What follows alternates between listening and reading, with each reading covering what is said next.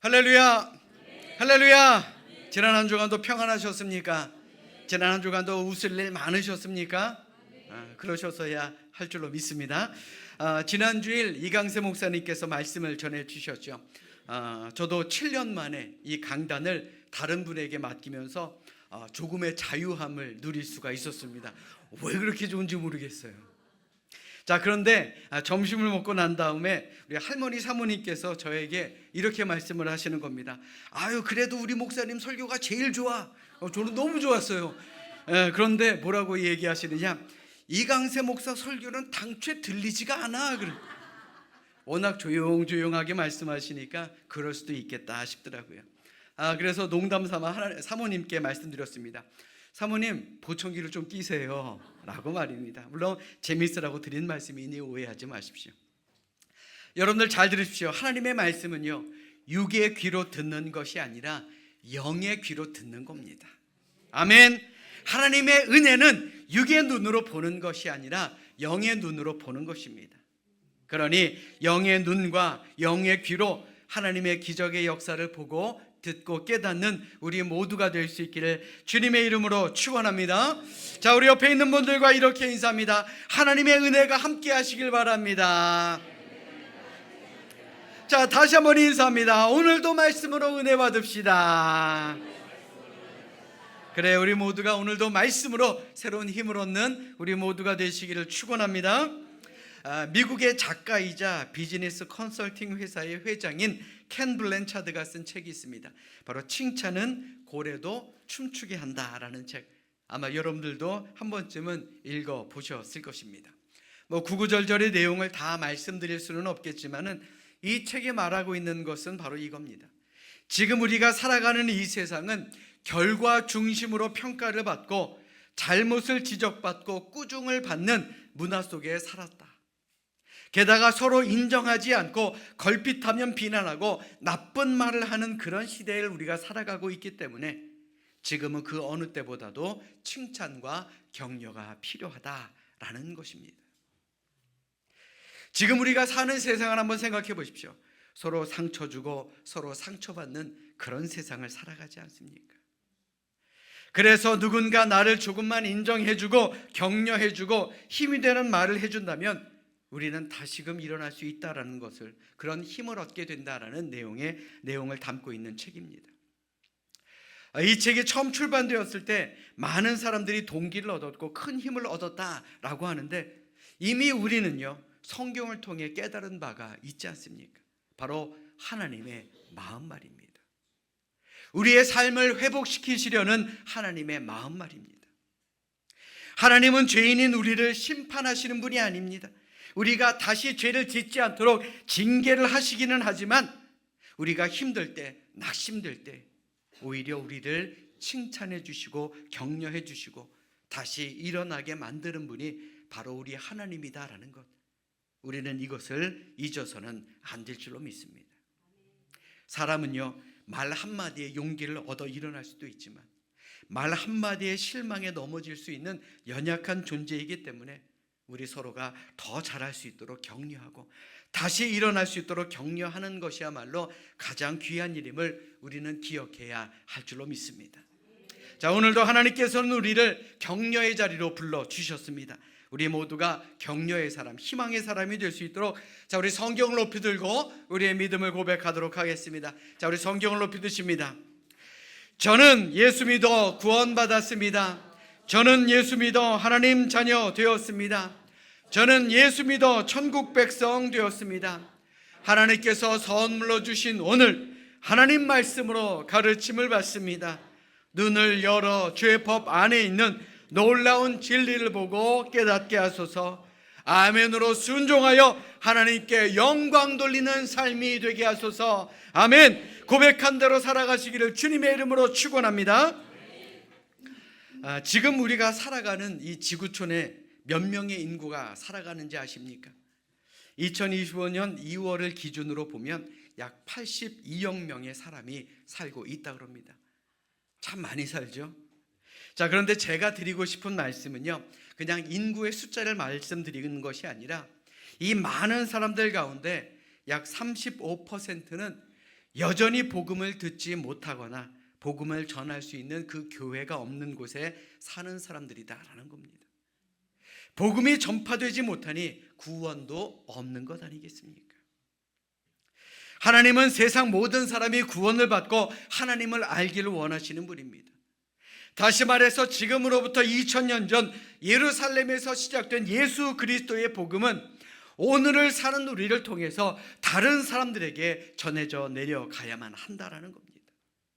왜냐하면 복음을 전하는 것은 모든 믿는 자에게 내리신 하나님의 명령이기 때문에 그렇습니다.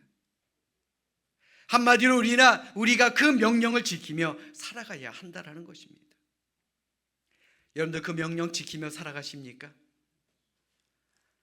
우리 큰일 났습니다. 우리 교회 아멘이 없습니다. 자, 그런데 하나님은 우리에게 명령만 내리시고 뒷짐지고 멀리서 구경만 하시는 분 아닙니다. 사도행전 1장 8절의 말씀 보십시오. 오직 성령이 너희에게 임하시면 너희가 권능을 받고 예루살렘과 온 유대와 사마리아와 땅끝까지 이르러 내 증인이 되리라 하시니라. 이 말씀이 굉장히 중요한 이유는요, 하나님은 우리에게 복음의 증인이 되라고 하신 그 지상 명령을 우리가 능히 행할 수 있도록 오늘을 사는 우리에게 힘과 능력과 지혜가 되어주실 성령님을 보내주시는 분이기 때문이다라는 겁니다. 그냥 이 땅에 보내시는 분이 아니에요. 먼저 성령을 우리에게 보내시고 우리가 지상 명령을 행할 수 있도록 우리를 이끄시는 분이다라는 겁니다. 그리고 우리가 받은 사명이 실제적으로 일어나기 위해서 필요한 한 가지를 오늘 본문은 가르쳐주고 있는데, 그것은 바로 우리가 이 시대와 우리 교회의 바나바와 같은 사람이 되어야 한다라는 겁니다. 그렇다면 바나바라는 사람이 과연 어떠한 사람이기에 성경이 그를 이렇게 중요하게 소개하고 있을까요? 그리고 우리가 바나바를 본받으면 과연 어떤 일이 일어나게 되는 것이겠습니까? 무엇보다 바나바는 위로자, 격려자였습니다. 바나바의 본명은 요셉이었습니다. 그런데 본명보다도요, 별명으로 더 잘 알려진 사람이죠. 마치 시몬보다 베드로라는 이름이 우리에게 더 익숙하고 호세아보다 여호수아라는 이름이 더 익숙한 것처럼 말입니다. 바나바에 대해서 최초로 언급하고 있는 말씀은 사도행전 4장 36절입니다. 구브로에서 난 레위족 사람이 있으니 이름은 요셉이라. 사도들이 일컬어 바나바라, 번역하면 위로의 아들이라 하니. 사실 요셉이라는 이름이 얼마나 좋은 이름입니까? 애굽의 총리 아니었습니까? 하나님께서 높여주시고 이스라엘 민족을 출애굽시키는 가장 첫 번째 일을 잘 마무리 지었던 위대한 지도자였습니다. 그러니 이 요셉이라는 이름, 유대인들도 좋아하는 이름입니다. 자랑스럽게 여기는 이름입니다. 그런데 이 요셉의 이름은 사도행전 4장에서 딱 한 번 나오고요, 그 뒤로는 바나바, 즉 위로의 아들, 격려의 아들이라는 이름으로만 계속해서 기록되었다라는 겁니다. 자, 이것이야말로 그의 성품을 보여주는 말씀 아니겠습니까? 자, 그렇다면 여러분들은 교회 안에서 혹은 세상 속에서 여러분들은 어떤 별명으로 불리고 있습니까? 어느 인터넷에 올라온 교인을 분류한 이야기가 있는데 읽어보면 찔리기도 하고 참 재밌기도 합니다. 어떤 교인이 있느냐? 감투 교인이 있다 그럽니다. 교회에서 감투를 안 주면 교회 안 나오는, 삐져서 안 나오는 교인. 자, 인력거 교인도 있답니다. 신방을 가서 그냥 끄집어내야 겨우 교회에 오는 교인. 그리고 오락 교인이 있다 그럽니다. 친목회나 운동 경기, 야외 예배 그런 거 있을 때만 나오는 교인. 이거 남 얘기 아닙니다. 자, 또 묵상 교인이 있다 그럽니다. 예배만 시작하기만 하면 고개를 숙이고 묵상을 합니다. 좋은다는 얘기죠. 더 많은데 더 말씀드리면 저나 여러분들이나 다 같이 찔릴 것 같아서 그냥 몇 가지만 소개해드린 겁니다. 오늘 본문 속 요셉의 별명은 바로 바나바, 즉 위로의 아들이었습니다. 바나바는 이처럼 다른 사람들을 인정해 주었고 격려해 주었고 칭찬해 주는 말로써 연약한 초대교회 교인들을 끊임없이 일으켜 세운 그런 사람이었다라는 겁니다. 사도행전 4장의 말씀에 보니까 그는 말로만 위로하지 않았습니다.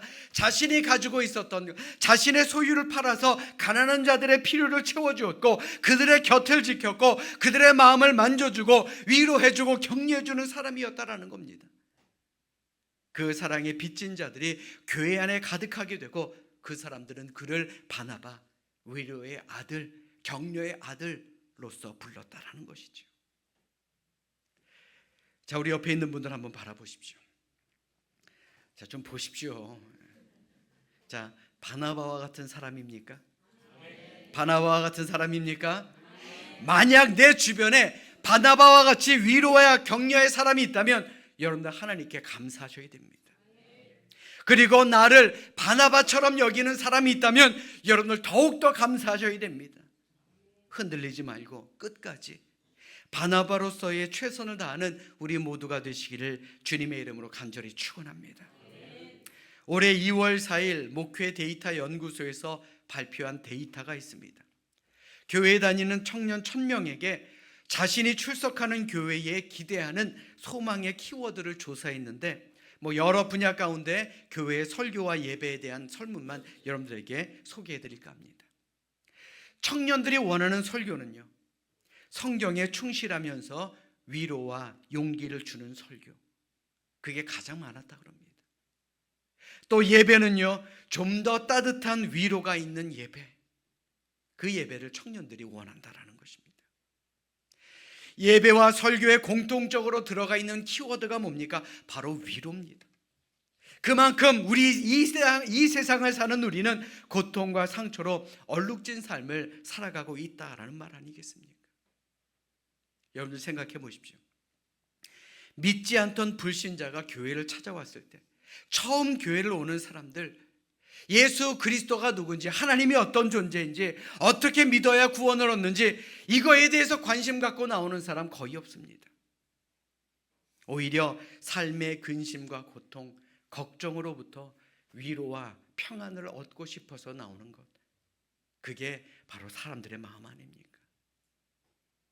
그러니 우리 교회가 또 우리 성도들이 바나바와 같이 되지 않으면 위로가 필요한 이 시대의 영혼을 어찌 품을 수가 있겠느냐라는 것입니다. 사랑하는 여러분, 우리가 건네는 위로와 격려가 담긴 말 한마디가 작은 섬김이 잃어버린 영혼을 주님께로 인도하는 통로가 됨을 믿으시고 우리의 가정의 바나바가 되시기를 주님의 이름으로 부탁드립니다. 여러분들의 직장과 여러분들의 사업장 어디에서든 여러분들 바나바와 같은 사람이 되시길 바랍니다.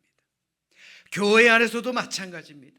우리가 어떤 일을 하든 위로의 사람, 바로 바나바와 같은 우리 모두가 될 수 있기를 주님의 이름으로 간절히 축원합니다. 다음으로 바나바의 특징은 착한 사람이었다라고 성경은 말합니다. 바나바의 인격과 신앙에 대해서 자세하게 소개하고 있는 말씀이 오늘 본문의 말씀입니다. 우리 다 같이 오늘 본문 24절의 말씀 우리 같이 함께 읽겠습니다. 함께 읽습니다. 시작. 바나바는 착한 사람이요 성령과 믿음이 충만한 사람이라. 이에 큰 무리가 주께 더하여 지더라. 아멘.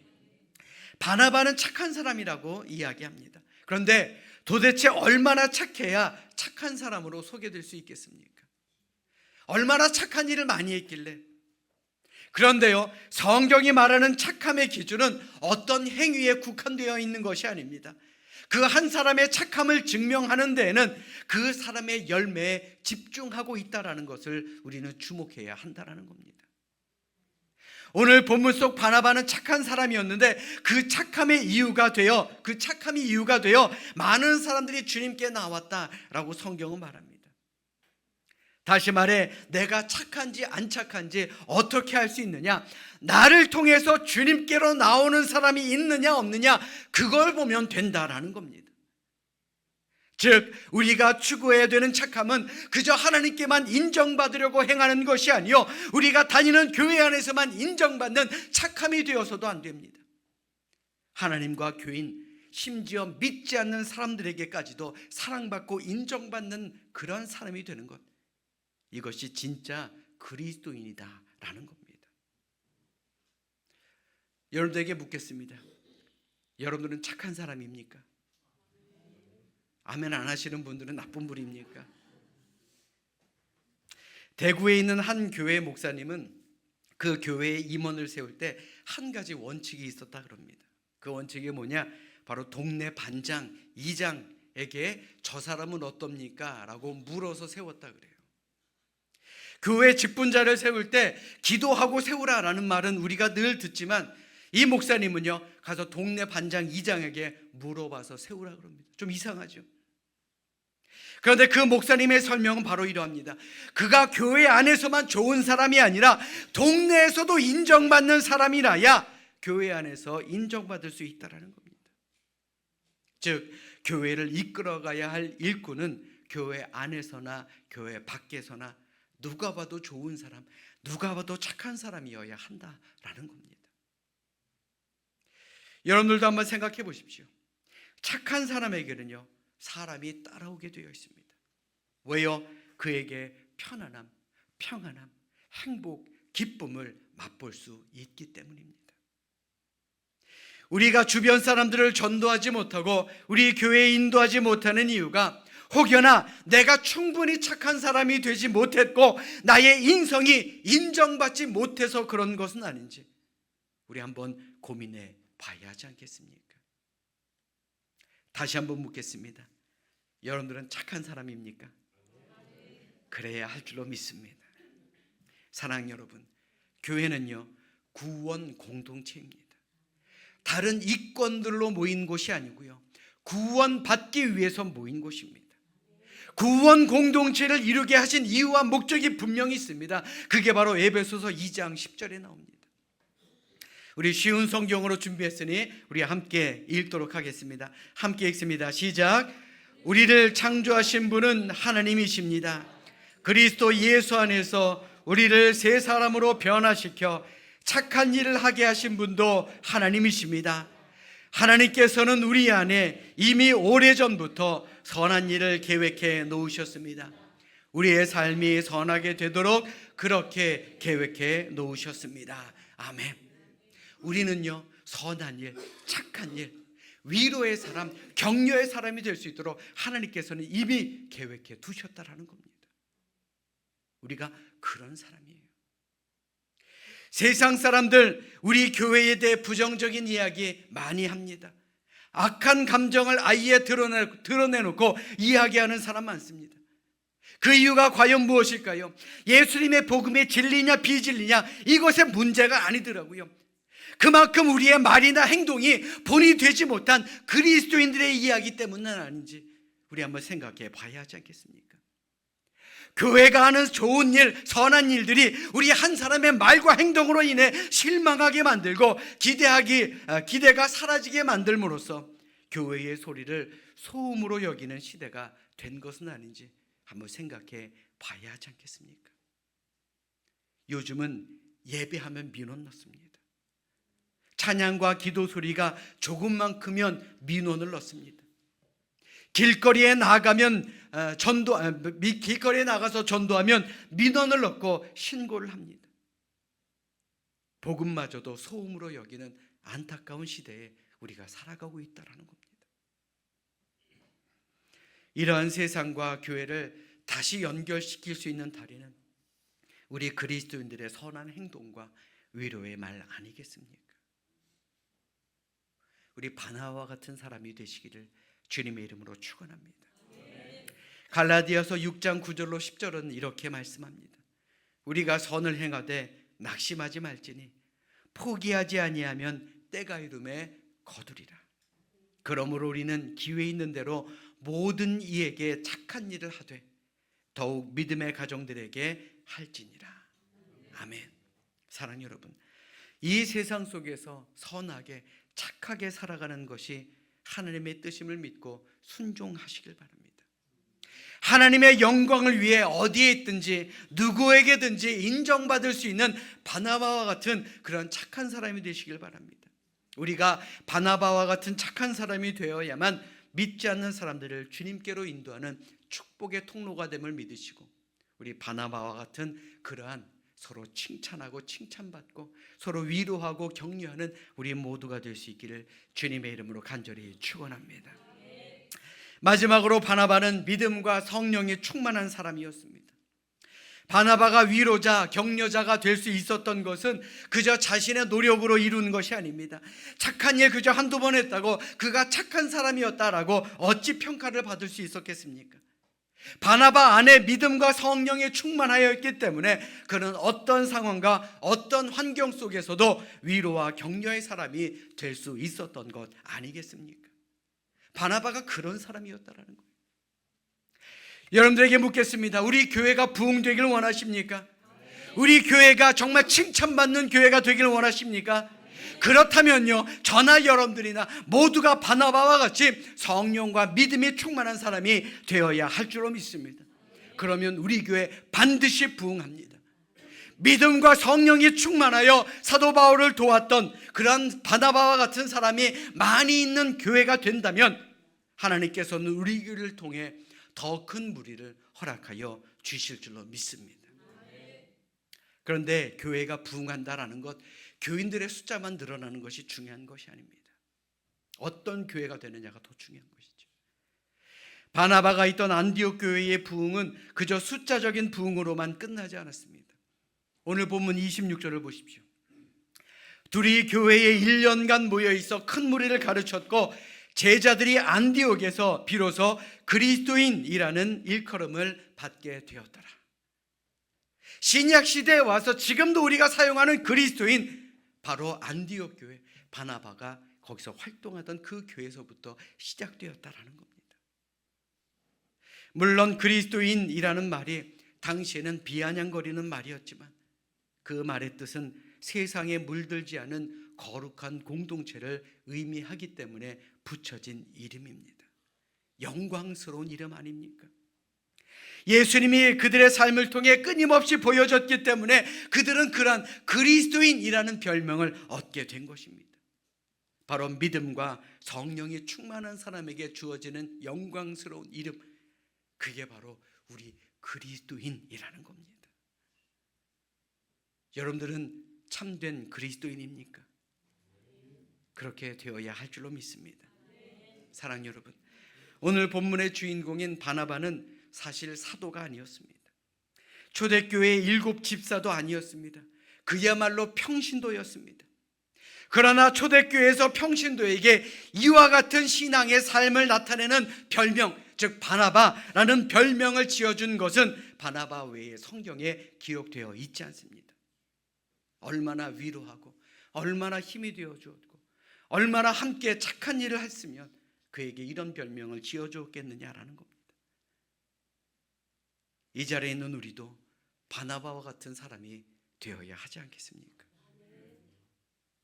지금 우리가 살아가고 있는 이 시대는 그 어느 때보다 위로와 격려의 사람, 바나바가 필요한 시대입니다. 성령과 믿음으로 충만하여 성령께서 변화시킨 그 착한 심령으로 포기하지 않고 선을 행할 수 있는 바나바가 필요한 시대입니다.